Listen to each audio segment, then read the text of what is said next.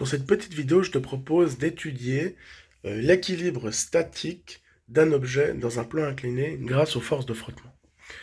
Donc, j'ai représenté ici donc un bloc qui se situait sur un plan incliné d'angle alpha et j'ai représenté l'ensemble des forces qui s'exerçaient sur ce dernier objet. Donc, déjà, cet objet est doté d'une certaine masse, il se situe sur le champ gravitationnel terrestre, il est donc soumis à une force de pesanteur qui est systématiquement perpendiculaire au sol. Par souci de simplification, on préfère parfois représenter le vecteur force de pesanteur à l'aide de ces deux composantes, donc composante parallèle au plan et composante perpendiculaire au plan. Ceci va nous faciliter l'étude. Il y a également la force de soutien qui réagit à la composante perpendiculaire du vecteur force de pesanteur. Je le rappelle, je l'ai présenté dans d'autres vidéos. Le sol ne réagit pas à l'ensemble de la force de pesanteur quand on est dans un plan incliné. Il ne réagit qu'à la composante perpendiculaire, puisque la composante parallèle de la force de pesanteur, elle ne constitue pas un poids contre le plan. Elle va simplement contribuer à ce que le bloc dévale la pente. Voilà. Cette composante-là, c'est simplement l'existence de cette composante-là qui fait que l'objet aura tendance à glisser. Mais en soi, ce serait une erreur de généraliser en disant que la force de pesanteur est égale en intensité à la force de soutien. Ce n'est vrai que lorsque l'angle vaut 0, donc quand on est dans un plan non incliné. Puisque là, l'ensemble de la force de pesanteur, donc l'ensemble du poids de l'objet s'exerce sur le sol, et donc le sol réagit avec une force d'intensité égale au poids. Mais le sol ne réagit pas plus que ce qui lui serait exercé dessus. En l'occurrence, la force de soutien ne réagit qu'à la composante perpendiculaire, puisque ce n'est que la composante perpendiculaire de la force de pesanteur qui agit directement sur le sol. L'autre composante, elle participe simplement au fait que l'objet va plus ou moins glisser.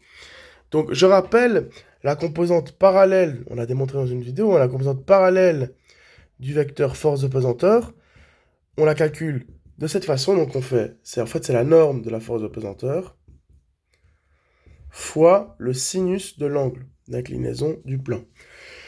Autrement dit, c'est la masse fois la gravité fois le sinus de l'angle d'inclinaison du plan. Et la composante perpendiculaire, on la calcule en multipliant la force de pesanteur, la norme de la force de pesanteur, par, cette fois pas le sinus, mais le cosinus de l'angle d'inclinaison du plan. Donc c'est la masse fois la gravité fois le cosinus de l'angle. Ça, c'est les formules qu'il est important de maîtriser, mais que j'ai démontré dans une précédente vidéo consacrée au plan incliné.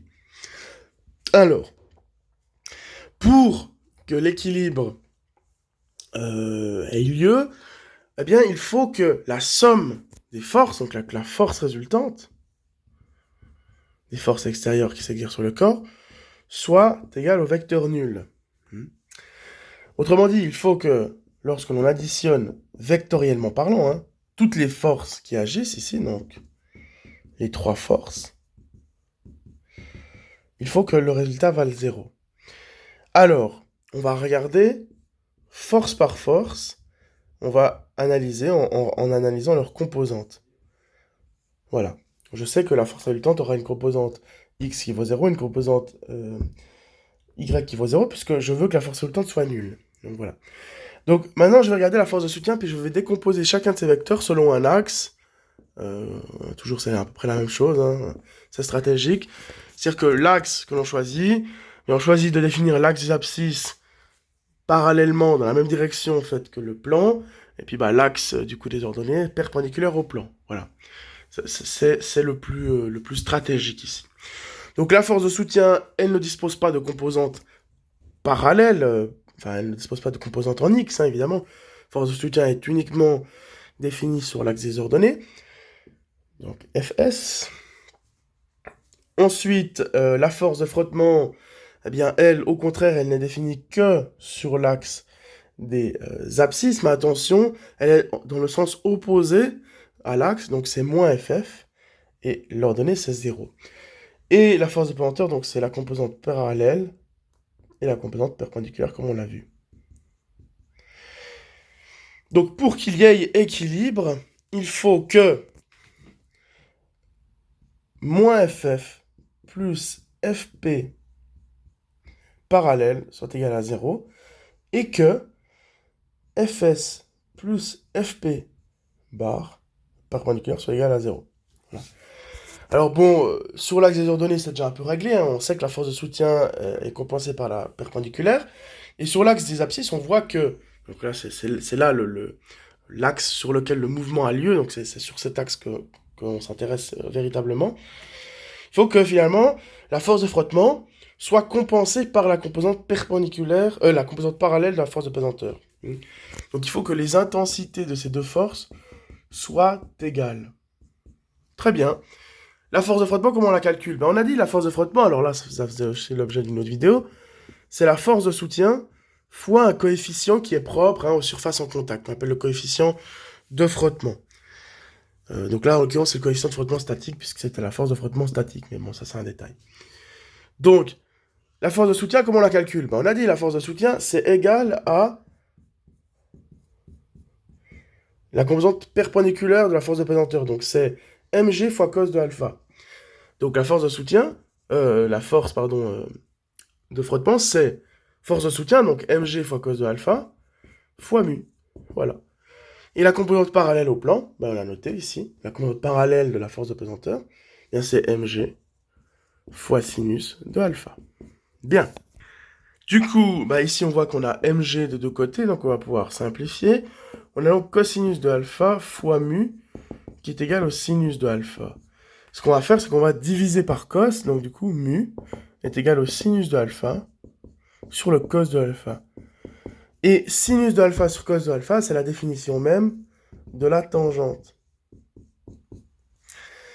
Et donc ça, c'est intéressant. On remarque donc que l'angle, c'est égal à tan moins 1 du coefficient de frottement. Alors, qu'est-ce que ça veut dire? Ça veut dire que l'angle maximum, c'est-à-dire que l'angle maximal, doit être égal à tan moins 1 de mu. Hein? Ça veut dire qu'en gros, l'angle d'inclinaison du plan, si l'on veut que le système soit équilibre, il doit être inférieur ou égal à tan moins 1 de mu. Voilà. Pourquoi?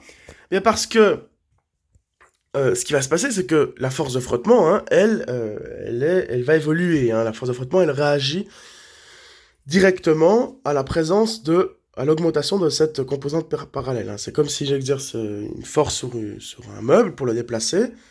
Au début, il n'y a pas de force de frottement statique, évidemment, sinon l'objet il reculerait, donc ça n'a aucun sens.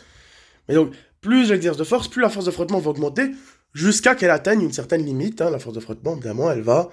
évidemment, on pourra vaincre la force de frottement.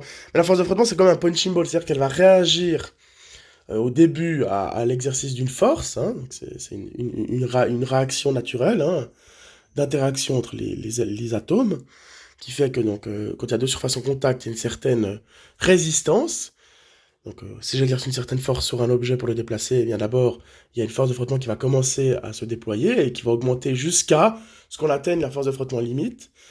Et pour des valeurs supérieures à cette force de frottement, eh bien le système, l'objet va commencer à se mouvoir.